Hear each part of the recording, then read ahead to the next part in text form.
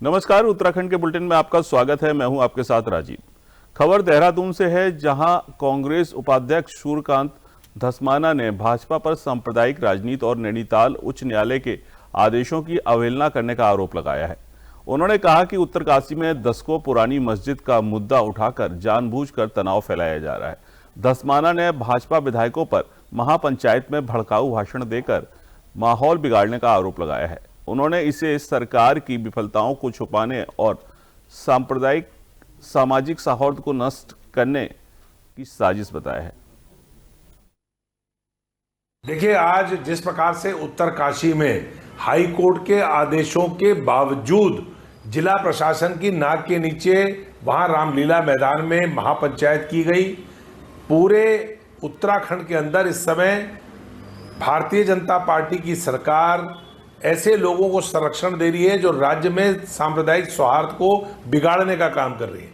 आप पुरोला देख लीजिए, आप उत्तरकाशी देख लीजिए, आप चमोली जनपद देख लीजिए, आप तमाम राज्य के अलग अलग हिस्सों में जो घटनाएं घट रही हैं, जिसमें कुछ लोग, मुट्ठी भर लोग इस पूरे प्रदेश को सांप्रदायिकता की आग में झोंकने की साजिश कर रहे हैं। उन लोगों के खिलाफ कार्रवाई करने की बजाय राज्य की सरकार उनको संरक्षण दे रही है। भारतीय जनता पार्टी के नेता आज आश्चर्यजनक तरीके से जो उच्च न्यायालय के आदेशों की अवहेलना करते हुए उत्तरकाशी के रामलीला मैदान में महापंचायत में पहुंच गए। राज्य की सरकार हलफनामा दे रही है कि हम महापंचायत नहीं होने देंगे। देखिए, आज जिस प्रकार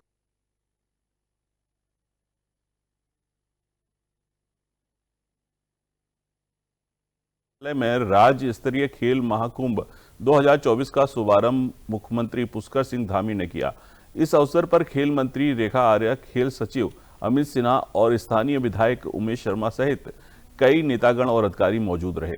प्रदेश के 13 जनपदों से आए खिलाड़ियों ने इस महाकुंभ में हिस्सा लिया, जिसमें बेटियों और युवाओं ने बढ़ चढ़कर हिस्सा लिया।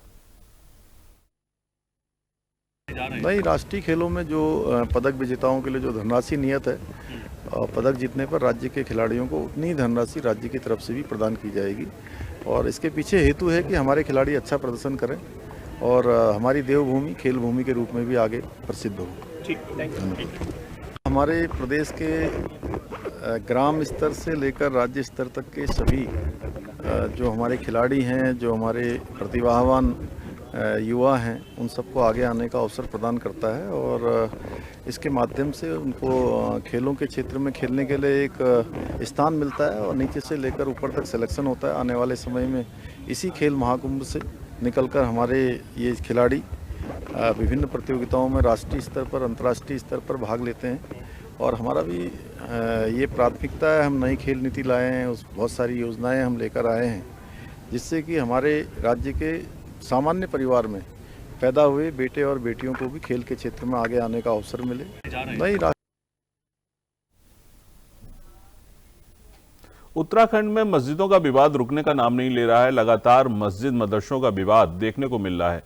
हाल में ही कई जगह अवैध मदरसों पर पुष्कर सिंह धामी ने बुलडोजर चलाया था।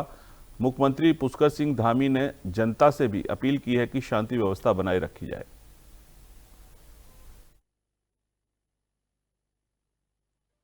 देखिए, इसमें क्योंकि ये बहुत ही संजीदा और गंभीर मामला है, इसमें किसी को भी कोई हुड़दंग मचाने का अधिकार नहीं है। और माननीय मुख्यमंत्री जी ने भी सभी से अपील करी है कि इस प्रदेश के अंदर जो है शांति बनाए रखें, क्योंकि ये धर्म स्थलीय हमारा प्रदेश उत्तराखंड हमारे चारों धाम की स्थली कहलाता है। तो इसमें किसी को भी ये अधिकार नहीं है कि वो हमारे इस प्रदेश की शांति को भंग करे। और क्योंकि ये न्यायालय में विचाराधीन है और इसमें किसी भी प्रकार का वहाँ पर कोई हुड़दंग नहीं होना चाहिए। और क्योंकि सबका अपना अपना मत है और इसमें किसी भी प्रकार की कोई भी धार्मिक बातों को लेकर उन्माद नहीं होना चाहिए। और ये इस तरीके का ऐसा प्रकरण है जहाँ पर हमारे सभी की भावनाएं हैं और भावनाओं के अनुरूप सारे काम होने चाहिए। और शांति भी किसी भी प्रकार से कोई भी षड्यंत्रकारी या साजिश करता किसी भी प्रकार से यहाँ पर इस हमारे अमन चैन को अशांत नहीं कर सकता। तो मुझे लगता है कि इस प्रकार की भावनाएं सबकी होनी चाहिए कि हम सबको मिलकर के इससे निपटना चाहिए।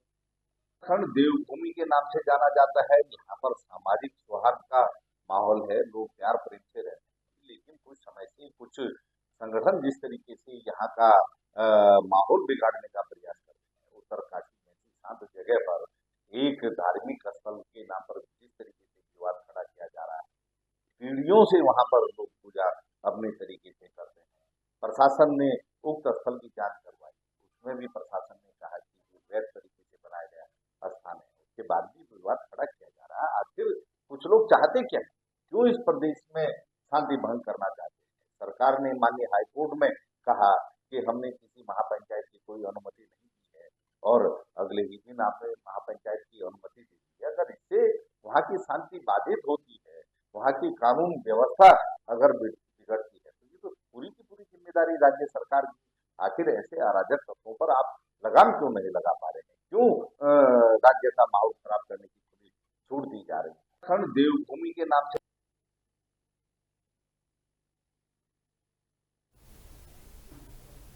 खबर उत्तरकाशी से है, जहां रामलीला मैदान में हिंदू संगठनों की महापंचायत हनुमान चालीसा पाठ और दीप प्रज्वलन के साथ शुरू हुई। यह आयोजन 35 साल पुराने विवादित मस्जिद को लेकर है, जिसे हिंदू संगठन अवैध बता रहे हैं। 24 अक्टूबर को जनाक्रोश रैली के दौरान हुए तनाव और लाठीचार्ज में कई लोग घायल हुए थे। इसके बाद देवभूमि विचार मंच के तहत 1 दिसंबर को महापंचायत बुलाई गई, जिसमें लव जिहाद और बाहरी लोगों की गतिविधियों पर जांच की मांग उठाई गई।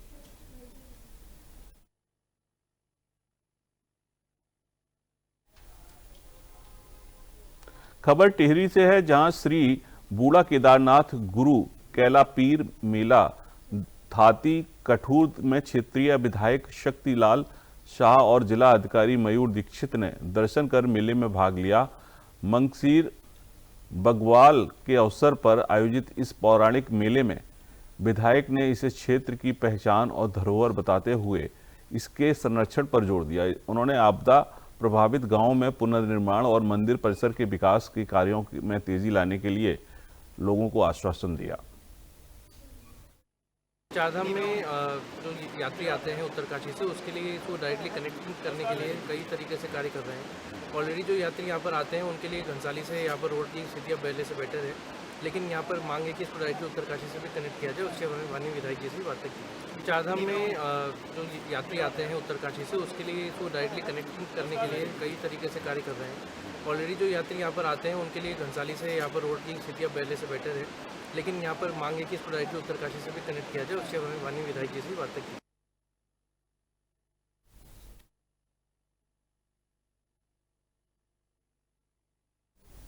तीर्थ यात्रियों की सुविधा के लिए बद्रीनाथ महायोजना का काम शीतकाल में भी लगातार जारी है। बद्रीनाथ धाम में कपाट बंद होने के बाद मास्टर प्लान के कार्यों में रफ्तार बढ़ गई है। इस सीजन में बर्फबारी से पहले अधिकांश कार्यों को पूरा करने का लक्ष्य रखा गया है।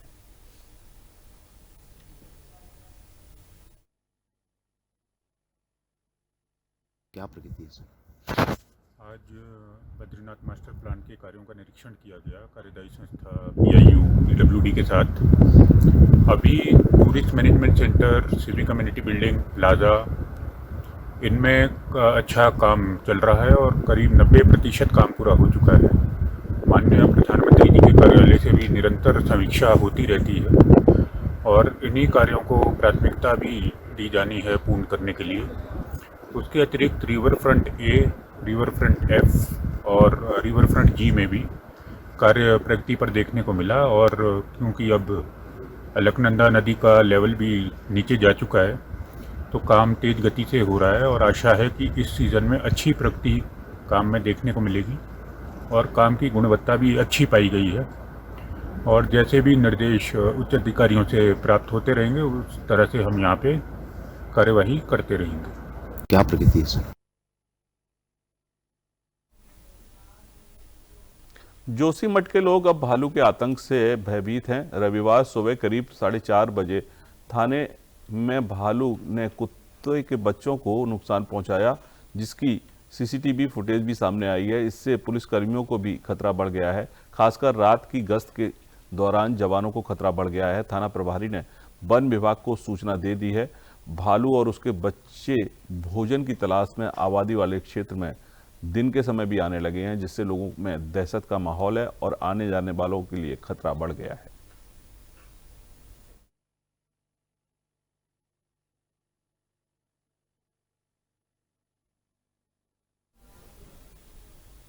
मंसूरी के पास सेंजी गांव में तिब्बत विजय के प्रतीक के रूप में मंगसीर की बग्यावाल धूमधाम से मनाई गई।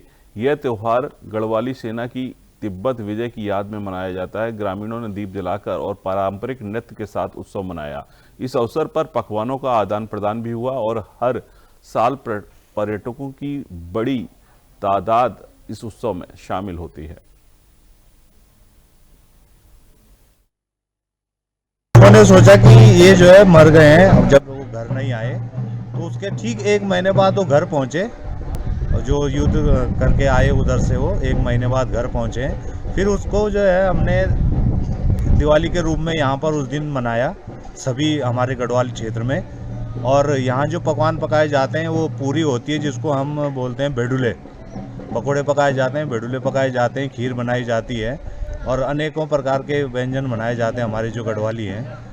और इसमें हम होल्डे खेलते हैं। दिन में हमारी एक यहाँ पर रस्साकसी होता है जिसका नाम भांड बोलते हैं हम उसको। घास लाते हैं, हम बाबई बोलते हैं उसको, बाबई लाते हैं। प्रत्येक परिवार है, यहाँ पे 40 परिवार हैं तो 40 परिवार के एक फूला लाएंगे और उससे जो हम यहाँ थोड़ी देर में 12-1 बजे के बाद जो है उस रस्से को बनाएंगे और उसके बाद शाम को उसकी पूजा होगी विधिवत तरीके से। हमारा विधिवत तरीके से उसकी पूजा करने के बाद पूरे गांव में उसका रस्सा कस्सी की तरह खींचते हैं और उसके पश्चात उसको जो है शाम को तोड़ा जाता है। अब ये पहले से चले आए हमारे बुजुर्गों टाइम से जो ये दिवाली मनाते हैं ना, तो ये पहले से परंपरा बनी हुई है, बहुत पुरानी।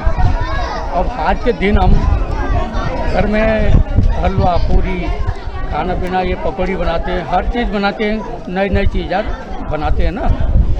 फिर ये है कि हम आपने देखा होगा यहाँ जो है वो पूजा करने के लिए होल्डे खेलते हैं। पहले होल्डे खेलने के बाद फिर जाते ऊपर वो सीरा बोलते हैं हम बाबई, तो उसको काट के लाते हैं, उसकी पूजा भी करते हैं, वहाँ भी करते हैं और यहाँ भी करते हैं इनको। अब उसकी जो है वो रस्सी बनने की तैयारी है, उसके वो बारीक बारीक जैसे औरतों की कैसे पाल बनाते हैं वो लटूली टाइप के, तो वो बनाते हैं।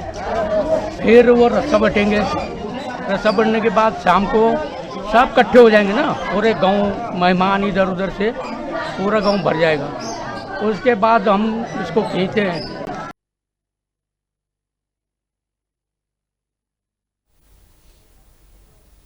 विश्व प्रसिद्ध शिकारी एडवर्ड जेम्स जिम कॉर्बेट के घर कालाडूंगी से एक नया पर्यटन जोन कॉर्बेट हेरिटेज सफारी खुलने जा रहा है। 15 दिसंबर से इस पर्यटन जोन को पर्यटकों के लिए खोल दिया जाएगा। ऐसे में नेचर गाइडों की भर्ती को लेकर आज लिखित परीक्षा का आयोजन किया गया। कालाडूंगी हेरिटेज सफारी जो कॉर्बेट हेरिटेज सफारी का उद्घाटन करने जा रहे हैं 15 दिसंबर से, तो उसके लिए आज नेचर गाइड्स का चयन के लिए एक परीक्षा रखे थे। पहले तो इतना आवेदन आने का उम्मीद नहीं था, लेकिन बहुत सारे आवेदन आने के बाद हम इसको एक लिखित परीक्षा के रूप में इनको ये रिक्रूटमेंट प्रोसेस को डिज़ाइन किए और इसका पूरा तैयारी किए थे। आज degree college Ramnagar degree college में इसका एग्ज़ाम रखे हैं और 10 से 11 बजे का 1 घंटे का पेपर है। और जैसे ही इसका 2 दिन का इनको अगर कोई इनका आपत्ति है तो उसका आवेदन करने के लिए हम टाइम दिए और उसके बाद जल्दी से जल्दी इसका रिजल्ट्स निकालेंगे और दिसंबर 15 को ये जोन खोलने का पूरा तैयारी चल रहा है। ये कालाडूंगी जो हमारा हेरिटेज सफारी है, ये सारा कुछ मिला के है, एक पूरा ट्रैक जो बना हुआ है, जो कॉर्बेट अपने किताब में जो लिखे थे उसके बारे में उसको देखते हुए उससे इंस्पायर होकर ये पूरा हेरिटेज सफारी डिज़ाइन की है। ये लगभग 42 किलोमीटर का पूरा ट्रैक है और जंगल सफारी लगभग 20 किलोमीटर का होगा।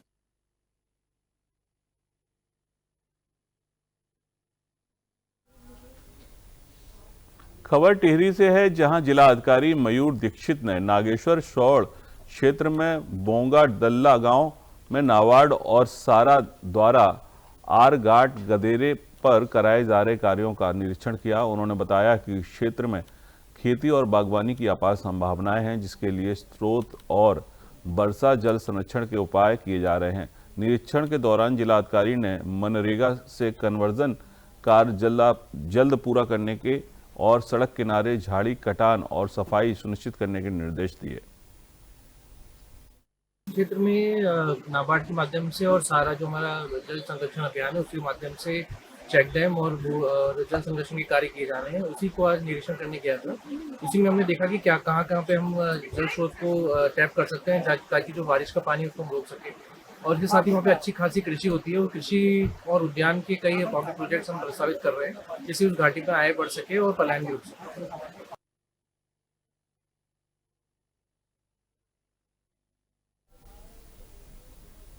खबर रामनगर से है, जहां देर शाम स्थानीय प्रशासन व ड्रग विभाग की संयुक्त टीम ने नगर में स्थित मेडिकल स्टोरों पर अचानक छापा मारकर कार्रवाई की और प्रशासन की कार्रवाई की भनक लगते ही कई मेडिकल स्टोर स्वामी अपनी दुकान बंद करके मौके से फरार हो गए।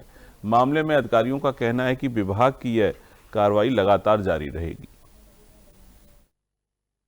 बीच में कई दिनों से शिकायत प्राप्त हो रही थी कि कुछ ऐसे केमिस्ट की दुकानें हैं जिनके पास लाइसेंस नहीं है या जो लाइसेंस धारक भी हैं उनके द्वारा ऐसी दवाइयाँ जो कि बिना प्रिस्क्रिप्शन के नहीं बेची जानी चाहिए, खासकर ऐसी दवाइयाँ जो नारकोटिक्स दवाइयाँ हैं उनको बेचा जा रहा है, जिससे कि अवैध नशे का एक किस्म से व्यापार किया जा रहा है। ये शिकायत हमें प्राप्त हुई थी, गोपनीय जांच करवाई गई, जो जांच में भी ये पुष्टि हुई है, जिसके क्रम में आज 3 जगह हमारे द्वारा छापामारी कार्रवाई की गई, जिसमें एक में उपरोक्त नारकोटिक्स जो ड्रग्स हैं आपके प्रोहिबिटेड वो मौके पे होने पाए गए हैं। उनके द्वारा किसी प्रकार का विवरण उसके संबंध में नहीं दिया गया, उसे मौके में सील कर दिया गया है, उसमें अग्रता कार्रवाई करने की संस्तुति कर दी गई है। इसी प्रकार 2 अन्य में भी अनियमितताएं पाई गई हैं, उनके भी लाइसेंस निरस्त करने की संस्तुति की जा रही है। सर, अगर देखा जाए तो ड्रग विभाग लगातार सोया हुआ रहता है और रामनगर में नशे का कारोबार लगातार बढ़ रहा है और मेडिकल स्टोरों की शिकायतें लगातार है, लेकिन आज तक कोई जांच नहीं की जाती है, तो उस पर किस प्रकार के निर्देश दिए गए? इसमें हमारी जो ड्रग इंस्पेक्टर हैं उनसे बात हुई है और लगातार इसमें छापामारी कार्रवाई हम करेंगे।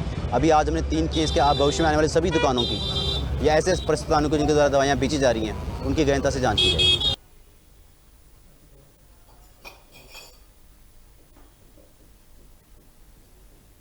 उत्तराखंड के बुलेटिन में फिलहाल इतना ही। आप बने रहिए हमारे साथ। नमस्कार।